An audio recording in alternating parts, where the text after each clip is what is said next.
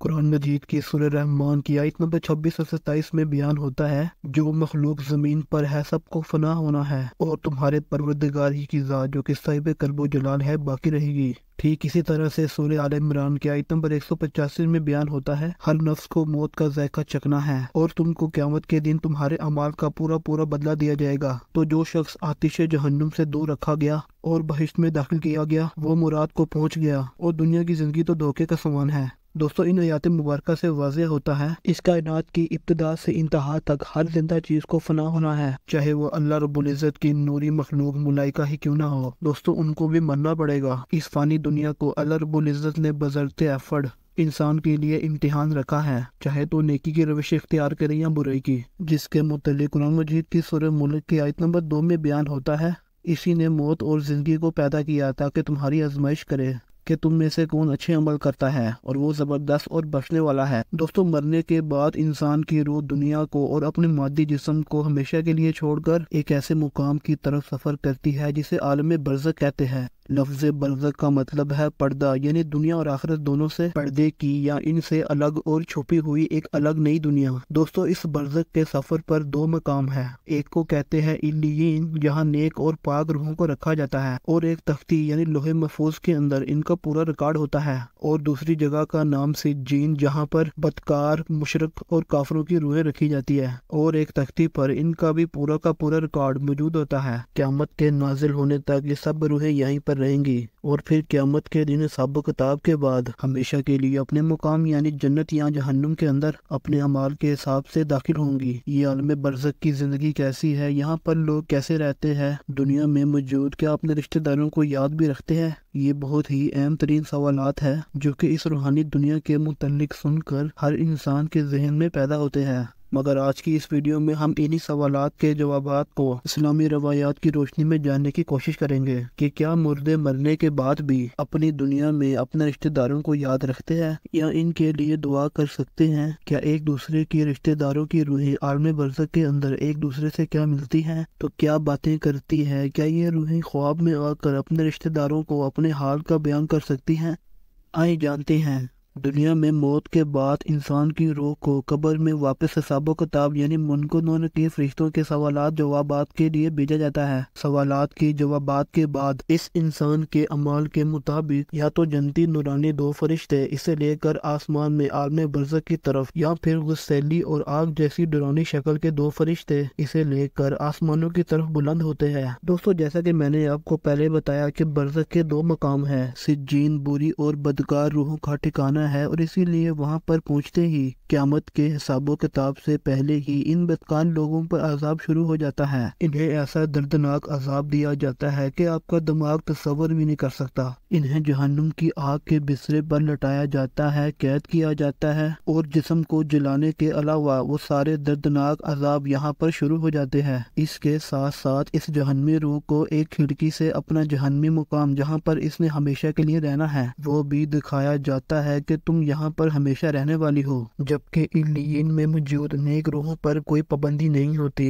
वो बिल्कुल एक बाग की तरह खूबसूरत जन्नत जैसी जगह पर एक दूसरे से मिल रही होती है। अगर इनका कोई रिश्तेदार दुनिया के अंदर मर कर इल्लियीन में जाता है तो ये एक दूसरे को पहचान कर आपस में खुश होकर मिलती हैं, मगर शर्त ये है कि एक दूसरे के रिश्तेदारों की रूहें मर कर सिर्फ इल्लियीन में ही पहुंची हों, न कि सिज्जीन में। ये नेक रूहें एक दूसरे को पहचान कर आपस में खुश होकर मिलती हैं, बातें करती हैं और दुनिया के वाक़ियात को याद करती है जो वक्त इन्होंने दुनिया में गुजारा, और आने वाली रूहों से अपने रिश्तेदारों की खबर भी लेती है कि मेरा फला रिश्तेदार, मेरा बाप, मेरा बेटा, मेरी माँ या दुनिया के अंदर मौजूद मेरा कोई भी रिश्तेदार किस हाल में है, क्या वो जिंदा है या मर गए। दोस्तों, अगर आने वाली रूह ये कहती है कि मेरा बाप, मेरा बेटा या कोई भी रिश्तेदार कई सालों से मर चुके हैं और वो इल्लियीन में नहीं आए, तो इसका मतलब वाज़ेह है कि वो सिज्जीन में होंगे। यानी अगर आपके वालिदैन या कोई भी करीबी रिश्तेदार फोत हो चुका है तो आपके दुनिया के अमाल आपके इस रिश्तेदार को बताए जाते हैं, मगर इस वक्त तक के जब तक इस बताने वाले शख्स को खुद दुनिया में मौत आ गई, यानी अपनी मौत से पहले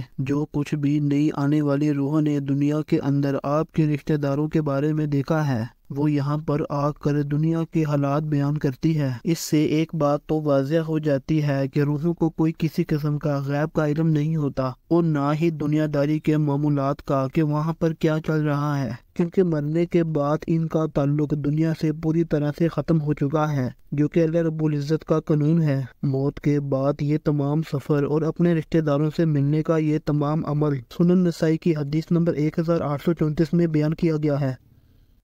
دوستو، کئی بار ہم یہ سنتے ہیں اور دیکھتے ہیں ہمارے پیارے جو کہ اس دنیا کو چھوڑ کر جا چکے ہیں، بار بار ہمارے خوابوں میں آ کر اپنے حال کی یا کسی اور چیز کی خبر کرتے ہیں، جو کہ کئی اسلامی واقعات سے بھی ثابت ہے۔ رسول اللہ صلی اللہ علیہ وسلم نے اپنی وفات کے بعد حضرت حسین علیہ السلام کے قتل کی خبر دی،